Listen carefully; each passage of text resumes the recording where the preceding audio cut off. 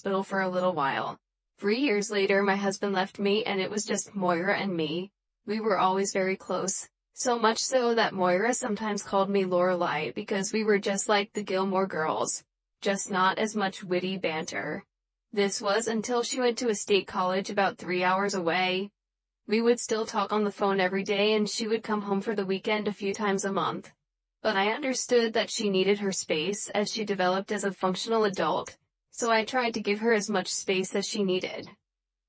Sometime early in her sophomore year, she joined an evangelical Christian campus group and started dating Dirk, the president of the group. I'm not 100% sure which came first. This put a chill on our relationship as I go to church on Sundays at a community church that is rather liberal in its theology, and generally have a live and let live attitude towards others. Too many of our calls or visits began to devolve into Moira, preaching at me how I was living a sinful life, and how I needed to find a man and remarry. Because being single was bad, and other stuff that I tried to work around to maintain the relationship as best that I could. That spring semester, COVID shut down her school, but instead of coming home, Moira moved in with a neighbor of Dirk's family, which was about 700 miles away. Our conversations went from daily to maybe twice a week and were shorter as well, as if Moira was impatient to get the calls over with. Our text messages were also almost exclusively one way, me sending her all the weird stuff I always did and her mostly just replying with one word or something like that. That summer, Moira told me she was dropping out of school, and she and Dirk were engaged, and they'd be building a life in Dirk's hometown. This was pretty rough news for me, but I do feel like while I tried to push back gently, I was as supportive as I could be.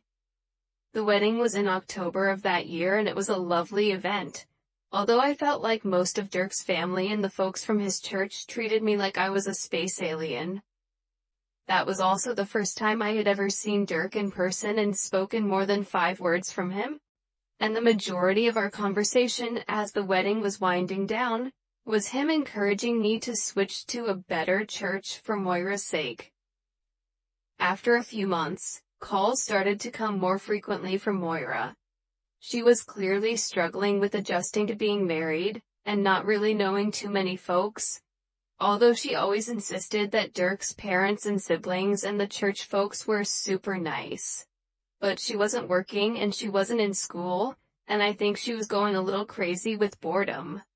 I was sad about this, but also selfishly happy to hear from her so much, and our conversations skirted theology, and I didn't offer her unwanted advice, but we kept the conversations mostly light. Moira was looking forward to having children. Dirk wanted a big family, probably in part to give her more to do, but it seems that they were having difficulty conceiving. Moira told me that Dirk blamed Moira and refused to go to a doctor to check on his swimmers. It seems like his answer was to just have sex as often as possible, whether Moira was in the mood or not. Again, I tiptoed around the subject, and just tried to be supportive, and only offered advice in areas that Moira specifically asked me for. I knew telling her what I really felt was only going to get her mad, and it would be unhelpful. About 6 months ago, Moira stopped complaining about how brutal it was to try and get pregnant, and even though she didn't say anything, I knew that meant that she was. I kept it to myself, just happy that she was so happy. But she called me crying right before Thanksgiving that she had miscarried. I asked her if she wanted me to come to her, and for the first time since she got married, she said yes. I was in my car less than an hour later and got there in the morning. Dirk was at work even though Moira was an absolute mess, and I did my best to comfort her. At some point, I told her about my ectopic pregnancy to let her know how awful I knew she felt. We did a lot of hugging and crying together that day. When Dirk came home, he mostly ignored us, and seemed more annoyed about the whole thing than supportive. The next morning, after Dirk went to work, Moira asked me about my ectopic pregnancy, especially what had happened to the baby. I explained that they needed to abort the baby because it was growing and it could have become life-threatening to me. Moira got extremely angry at me, telling me that her pastor had once mentioned that most fallopian ectopic fetuses will actually migrate to the uterus on their own, and that I was a selfish bitch for not putting my faith in God before a soulless doctor.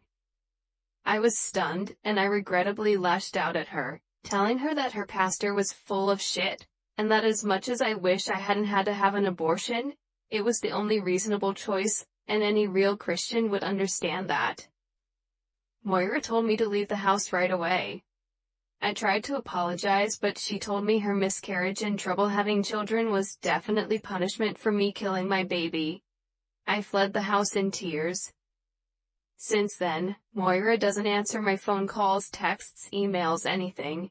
I found Dirk's work number, but he told me to never call again and hung up on me. I was so depressed. But I am in therapy and on medication and found a Facebook group for parents who have lost contact with children for religious reasons, so that has been a little helpful. But it's the fucking worst thing I've ever dealt with. Some days I still feel like I don't have a will to live. But just thinking about my daughter gives me strength to go on, hoping that she'll let me back into her life. Whether it's because she comes to understand better what happened, or because she needs me, I don't really care. I just miss her so much. Edit. Thank you so much to all the folks who are kindly responding. Just to be clear, I did stop reaching out after Dirk hung up on me, aside from sending an I love you text every few days. Probably Moira blocked me. But if she hasn't, or if she ever decides to unblock me, hopefully she'll just know that no matter what decision she has made, I'll always love her. Update, 7 months later. I first wanted to thank all the super supportive comments and private messages. I really appreciate the goodness in folks. Also, thank you to the person who sent me multiple PMs asking for pictures of my feet. I always am impressed how someone can look past content and feel the urge to jerk off to some rando's feet. So TLDR of my previous post. My daughter Moira married an evangelical young man named Dirk, moved into his community, and things were rough between us, culminating with her blaming her miscarriage on the abortion I had, really an ectopic pregnancy that had to be ended. I have done my best to stay away from her, even though I love and miss her very much. I don't really have any other family besides her, and I wasn't always good about keeping friends. But I've been in therapy and trying to put myself more out there. Ironically, at my church, which is a wonderful open community. Although just thinking about Moira would make me tear up, I was doing my